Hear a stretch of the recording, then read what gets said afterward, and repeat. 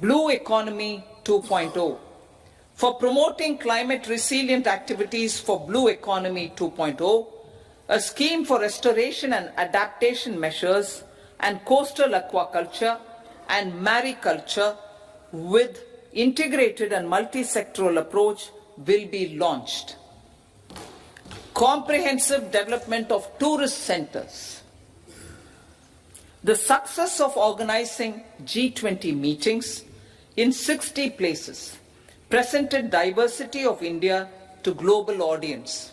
Our economic strength has made the country an attractive destination for business and conference tourism. Our middle class also now aspires to travel and explore. Tourism, including spiritual tourism, has tremendous opportunities for local entrepreneurship. States will be encouraged to take up comprehensive development of iconic tourist centers, branding and marketing them at global scale.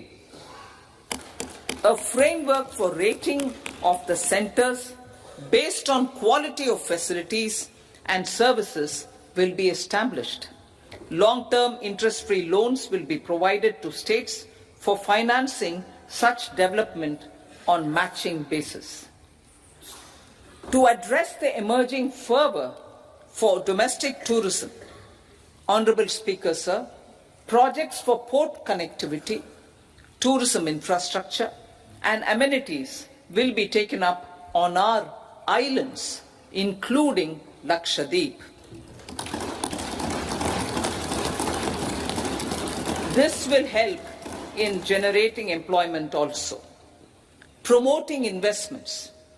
The FDI inflow during 2014 to 23 was $596 billion, marking a golden era. That is twice the inflow during 2005 to 14. For encouraging sustained foreign investment,